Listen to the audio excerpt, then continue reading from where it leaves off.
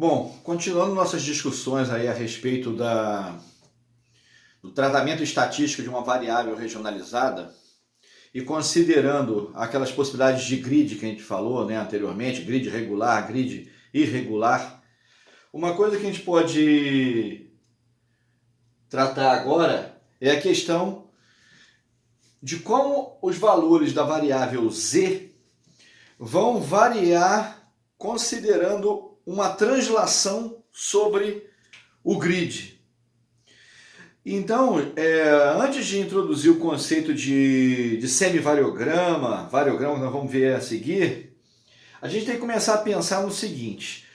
Vou dar um exemplo no caso de uma cadeia linear, um grid linear de pontos, né? Eu não estou trabalhando com um grid bidimensional nem tridimensional, é um grid unidimensional, ou seja, eu só tenho uma dimensão, porque assim fica mais fácil entender.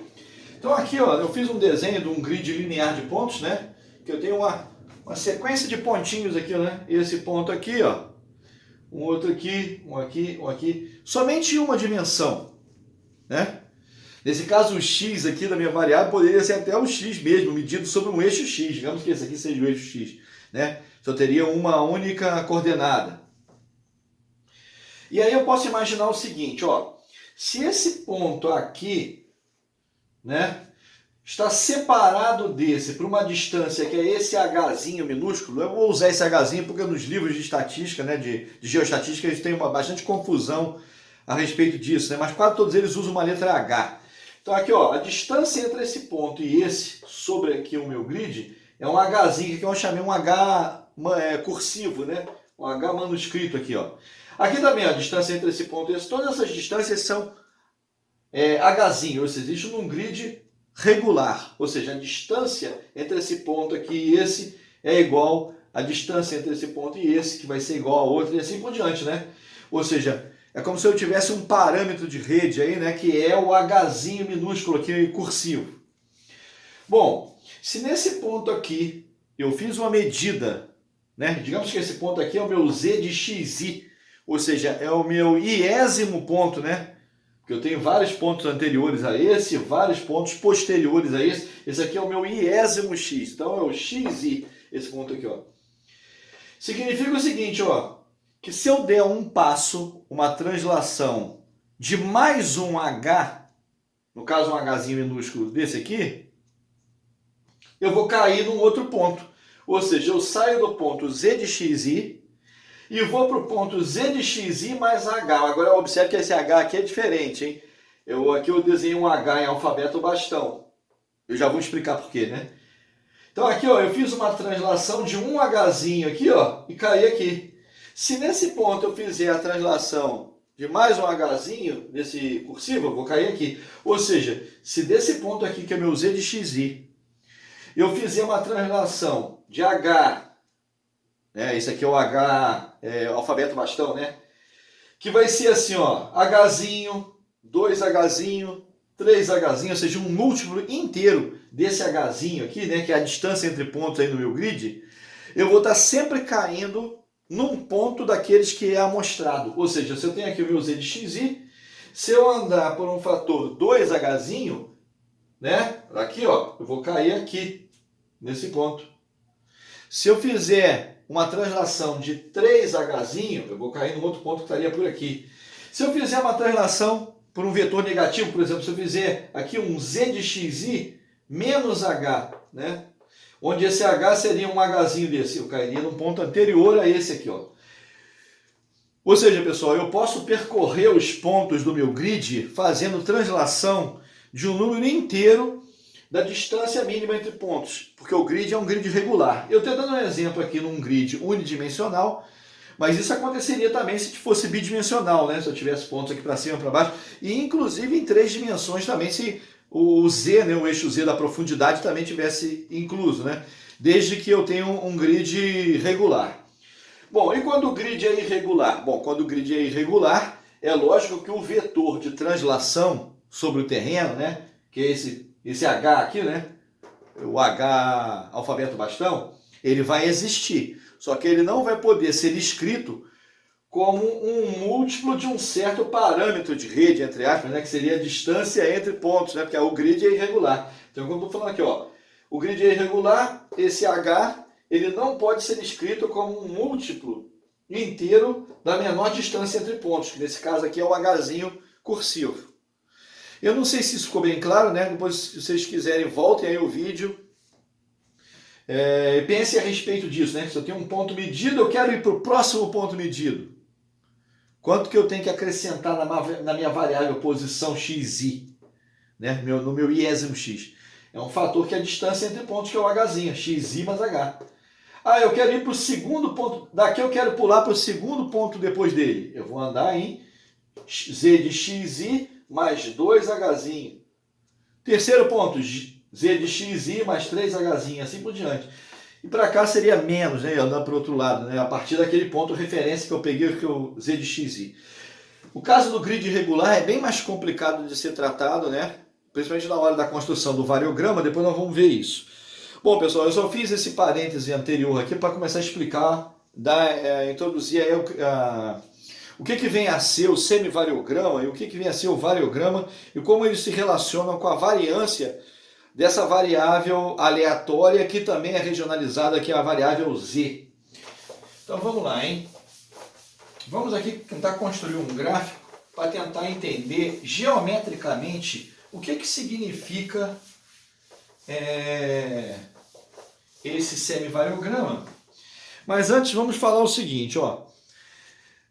No estudo geoestatístico, né, de uma certa variável regionalizada, a gente vai ver a partir de agora que essa variável ela tem que ter estacionalidade, né?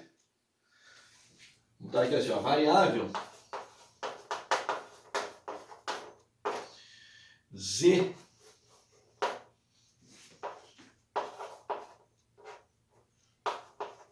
deve apresentar estacionalidade.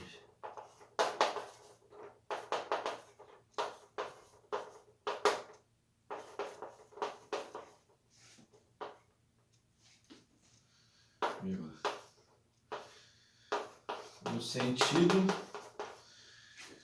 né, de que nós temos aqui o seguinte, ó, o valor esperado da minha variável z de uma certa posição x1, né? Ou seja, que significa o seguinte, ó, eu vou na minha posição x1 e meço várias vezes a variável no mesmo ponto, né? Eu vou medir várias vezes o valor da variável z, seja lá qual ela for, né? Não estou entrando em detalhe que variável é essa, mas digamos que eu tenho uma variável que eu estou medindo com um instrumento suficientemente sensível, se eu fizer várias medições no mesmo ponto, no ponto x1, vai haver uma dispersão em torno de um certo valor, que é uma média, né? Ou seja, vai ter um valor médio, vai ter uma dispersão ali dos valores em torno de uma certa média que, né, tem uma distribuição que pode ter uma largura maior ou menor de acordo com o tipo de estudo que eu estou fazendo ou como essa variável se comporta no terreno. Então eu tenho aqui um valor esperado na posição x1, isso também teria que ser igual ao valor esperado do z na posição x2, pontinho, pontinho, pontinho, seria igual ao valor da variável z em xn. E isso aqui, obviamente, né? Isso tudo aqui é igual a uma certa média, né? Chamar aqui de M. Eu quero dizer o seguinte, ó. Se eu vou num ponto 1, x1, meço várias vezes, calculo lá os valores, calculo a média dos valores medidos da variável z, obtenho a média. Eu vou para o ponto x2. Se não tiver, né, se a variável for uma variável estacionária, não tiver um trend regional, ou seja, uma subida desse valor dessa variável no terreno, né, eu vou explicar melhor daqui a pouco o que significa isso, a média no ponto x2 vai ser igual à média no ponto x1, que vai ser igual à média no ponto z de xn, né, o ponto xn. Né? Ou seja, a média ela é constante. Digamos que isso nem sempre acontece, né? Na natureza nem sempre acontece. Digamos que eu estou estudando, por exemplo, a espessura de uma certa camada de um depósito sedimentar num terreno e pode existir um trend regional, né? Num certo canto, por exemplo, digamos que a sul do terreno, essa camada tem uma espessura pequenininha e à medida que eu vou indo para norte no terreno, a camada vai aumentando essa espessura. Digamos, né? Poderia acontecer uma coisa assim, né? Então, quer dizer, aí eu teria um trend regional, né? Uma tendência, teria uma tendência dentro da minha área de estudo. Qualquer variável que apresente uma certa tendência, né, a um aumento dentro da área de estudo, né, para uma certa direção, né, tendência ao aumento, ou seja, ela não é estacionária, ou seja, a média em cada ponto não é constante, essa tendência, antes de um estudo geoestatístico com as técnicas que nós vamos abordar a partir de agora, né, técnicas que envolvem depois, na última das análises, a krigagem, a gente tem que remover esse trend primeiro. Então, se existir um certo trend, uma tendência regional, ela tem que ser removida antes dos tipos de estudo que a gente vai imaginar aqui. Então, aqui nesse caso, né, essa condição aqui, vou botar aqui assim, ó, não existe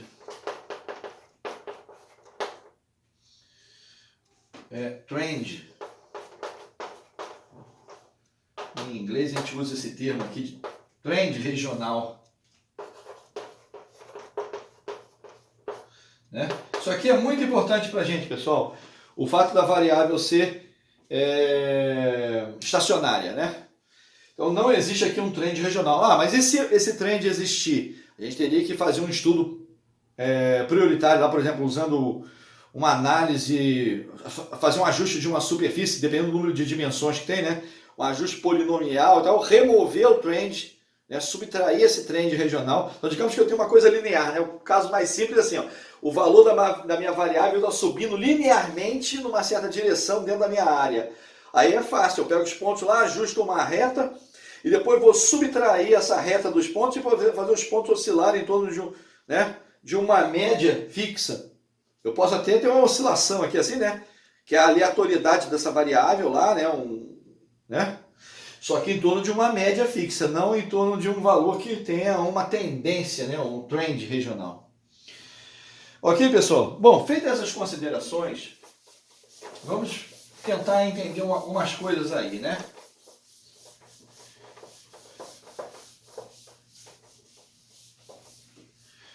Veja bem, eu estou dizendo que a média em cada ponto, ela é igual à média no ponto vizinho, que é igual à média no outro ponto e assim por diante.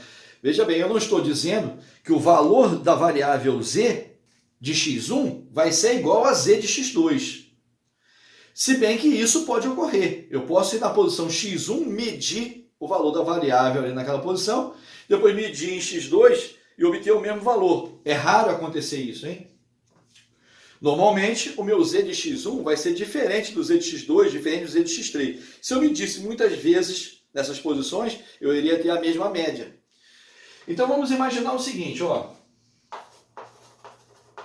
Vamos considerar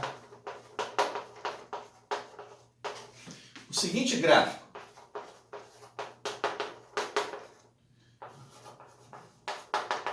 Né? Vou fazer aqui um gráfico assim, hein? Aqui assim, ó. Nesse eixo, isso aqui é meio confuso, tem que prestar bastante atenção. No eixo vertical, eu vou representar aqui o z de x. Né? Z de x está nesse eixo aqui. E nesse eixo horizontal, aqui assim, ó. O eixo horizontal. Eu vou representar aqui, ó, o z de x mais h. Z de x mais h nesse eixo, z de x nesse eixo. Vamos ver se vocês vão entender onde é que eu estou querendo chegar com isso. Onde esse h aqui, né, é aquele vetor que eu vou fazer a translação, né, sobre o meu grid. Se o grid for regular, né, esse hzinho aqui, para eu cair no ponto vizinho, no outro, vai variar como 1hzinho, 2hzinho, 3hzinho, onde o hzinho é, digamos, o parâmetro de rede, é a menor distância entre os pontos lá do meu grid, né? Então aqui nesse gráfico, né, que eu tenho z de x no eixo vertical e z de x mais h no eixo horizontal, eu posso traçar uma reta que vai estar exatamente aqui a um ângulo de 45 graus, né, nesse quadrante aí, né? Ou seja, que reta é essa? É, como a gente vê lá, né, a matemática, né, desde o ensino médio, né? Y igual a x. Y igual a x é uma reta, né, que passa aqui na bissetriz aqui do ângulo de 90 graus, ou seja, 45 graus. Então seria essa reta aqui, ó, a reta z de x igual a z de x mais h. Vamos fazer essa reta aqui, hein?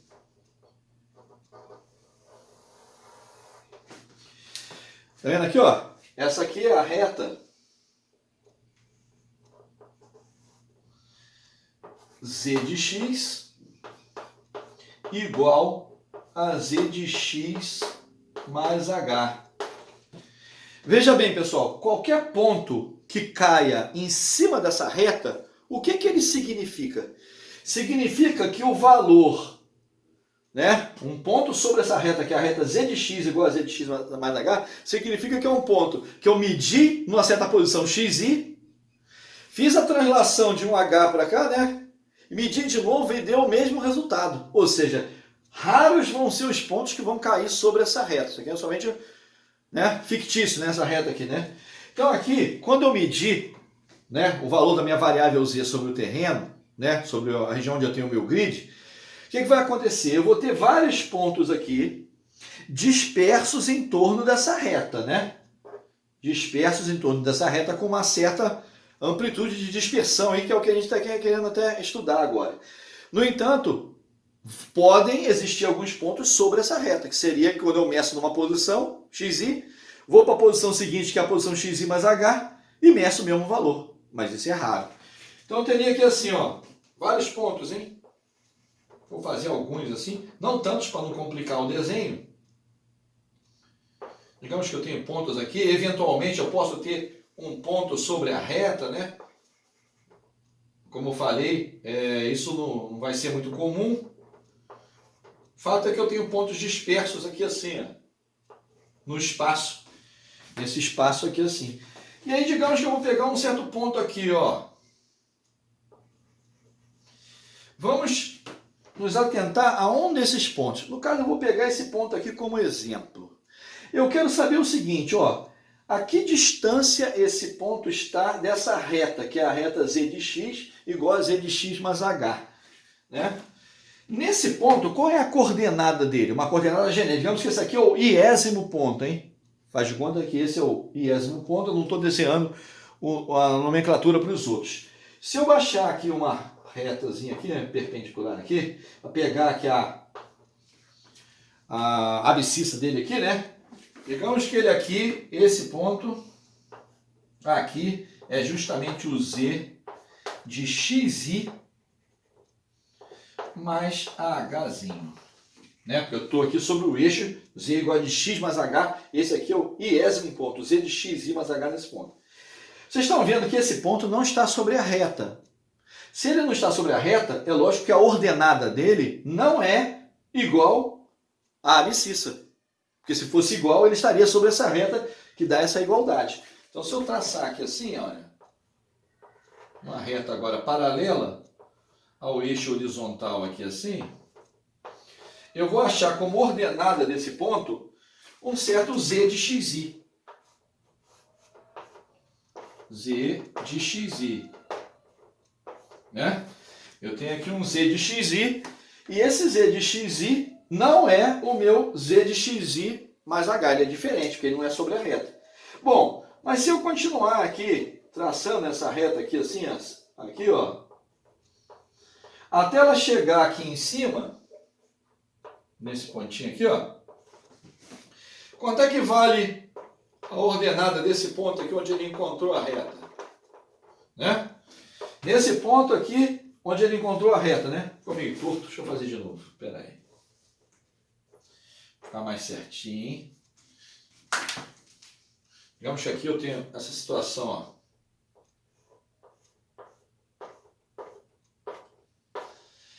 Encontrei a reta aqui. Bom, essa ordenada esse ponto aqui ele está sobre a reta. Se a abscissa é xi mais h, né, z de xi mais h, aqui vai ser um z de xi mais h também. Z de xi mais h. Aí agora ficou meio confuso, né?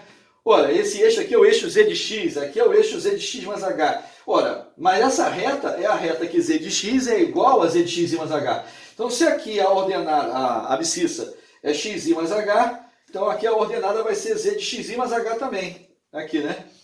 Então, agora, pessoal, eu quero saber o que é o seguinte, ó. Essa distância aqui. Eu quero saber essa distância desse ponto até a reta, né? Essa distância aqui, que eu vou chamar de DI. Né? Já que esse aqui é o iésimo ponto, essa aqui é a distância DI. Tudo bem até aí? Ó, esse ângulo aqui é 45 graus. Né? 45 graus, né? Porque a reta é a bissetriz aí desse ângulo de 90 graus, né? nessa dimensão, que aqui é a dimensão da variável z, também é a dimensão de variável z. Olha, se esse ângulo aqui é 45, aqui também é 45, ó. Esse ângulo aqui também é 45 graus. Tá vendo? Aqui, ó, esse triângulo que foi formado aqui, ó, esse ângulo aqui é 45, aqui também é 45. Eu quero saber o DI. Ora, quanto vale a ordenada nesse ponto aqui? Z de x mais h. Quanto que vale a ordenada aqui, ó? Vale um z de xi.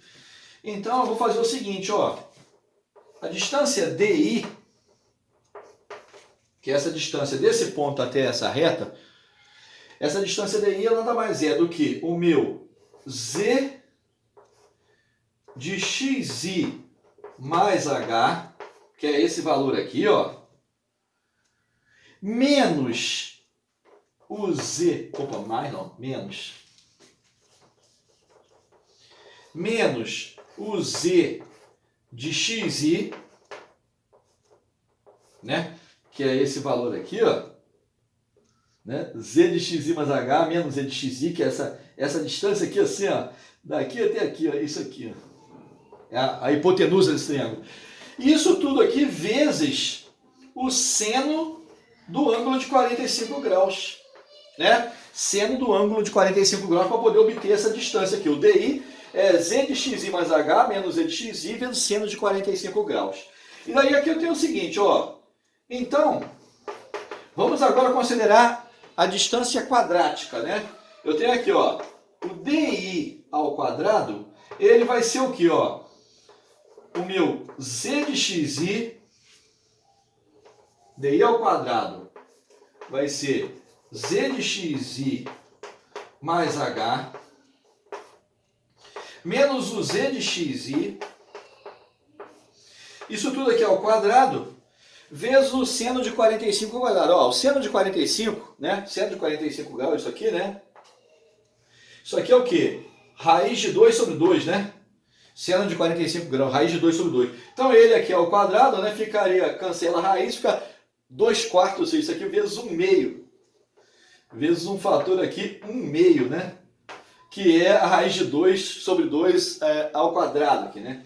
Porque eu estou querendo aqui obter a distância quadrática aqui. Distância quadrática entre esse ponto e aquele ponto ali. Bom, a ideia aqui, pessoal, é tentar a gente chegar a um conceito parecido com aquele da variância que a gente trabalhava com uma variável que não é regionalizada, né? Eu vou apagar aqui um pedacinho aqui embaixo, hein? Vou apagar aqui assim. Um pedacinho aqui desse eixo. E aí eu vou fazer o seguinte, ó. Daqui eu posso obter o seguinte, que o meu D ao quadrado médio, ou seja, as distâncias, né? Distâncias quadráticas, a média, né? Eu quero fazer aqui, né? Eu vou calcular isso aqui, vou calcular a média dessas distâncias quadráticas aí, né? Isso vai ser o seguinte, ó. Como é que eu calculo a média disso aqui? Vai ser o seguinte, 1 sobre n, onde esse n aqui é um n de h, hein? Que à medida que eu vou aumentando essa distância aqui, né? Eu vou aumentando o h, eu vou pegando pontos cada vez mais distantes uns dos outros, né? Eu vou pegando, Cada vez que eu aumento o H, eu estou considerando pontos cada vez mais longe um do outro.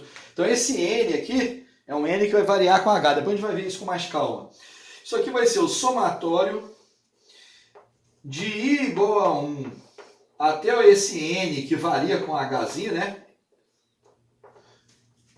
Somatório de I igual a 1 até o N de H, dessa quantidade aqui, ó. Você tem um fator 1/2, mas aqui vai ter Z de xi mais H menos o Z de xi. E isso tudo aqui vezes um fator 1/2. Pessoal, vamos prestar bem atenção nesse fator 1/2, né? É lógico que esse fator 1/2 pode vir aqui para fora, né? Pode vir aqui para fora. Então a gente tem aqui o seguinte, essa expressão, ela define uma função que a partir de agora a gente vai chamar de gama de H. Essa função está me dizendo aqui, ó, a amplitude média, né? A amplitude quadrática média dos pontos em torno dessa reta central aqui, que é a reta onde um Z de x é igual ao Z de xi mais H. Então, quanto mais dispersos estiverem os pontos em torno dessa reta, né? Sobre a reta teriam, todos os valores de Z seriam iguais, né? Eu mediria em todo o terreno, independente da posição, todos os valores de Z seriam iguais. Uma condição que é absurda, não vai acontecer isso. Eu tenho uma dispersão em torno desse valor central. E qual é a amplitude quadrática média? Seria isso que eu estou calculando aqui. Essa função eu vou chamar de função semivariograma, que eu vou representar por uma letra gama, né? Uma letra grega gama minúsculo, que é uma função de H. Então aqui eu tenho o seguinte, ó, esse D ao quadrado médio aqui, né? É o que eu vou chamar aqui de gama de H, né? Gama de H, que é justamente essa quantidade aqui. Eu vou pegar esse fator 1/2, né? Esse 1/2 que está aqui multiplicando esse colchete, eu vou... Opa, aqui faltou um quadrado, hein, pessoal? Faltou aqui o quadradozinho. Tinha esquecido aqui do quadrado. Tem aqui um fator ao quadrado, tem 1/2 aqui. Isso aqui vai ser assim, ó. 1 sobre 2n de H, somatório, né? Somatório aqui, né? De I igual a 1 até o n de H, dessa quantidade aí, ó. Z de xi mais H menos o Z de xi. Tudo isso aqui elevado ao quadrado, né? Isso aqui, esse gama de H, é o que a gente chama de semivariograma. Observe que nesse semivariograma tem esse fator aqui 1/2, né? Que veio daqui de dentro, aqui, que na verdade veio do seno do ângulo de 45 aqui ao quadrado, né? Na hora que eu elevei para calcular as distâncias quadráticas, né? Então aqui tem as distâncias quadráticas dentro desse ponto aqui, né? Desse ponto que eu estou medindo até a reta Z de xi igual a Z de xi mais H. Então aqui vocês estão vendo o seguinte, isso aqui, vou escrever aqui em cima, né? Agora eu vou apagar essa figura. Então, a gama de H é o semivariograma.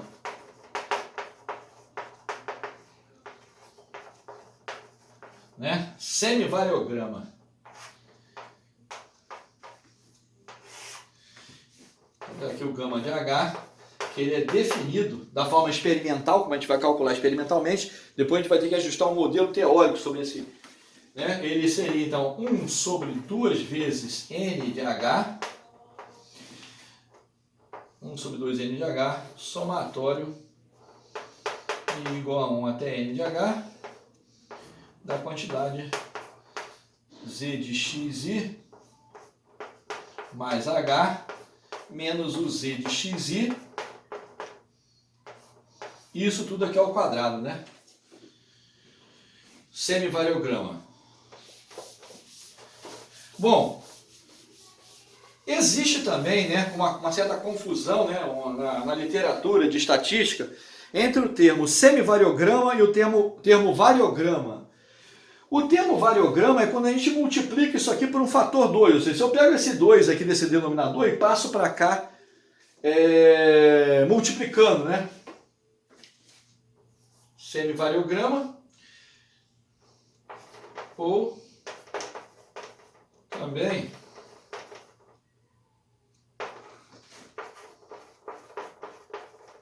podemos considerar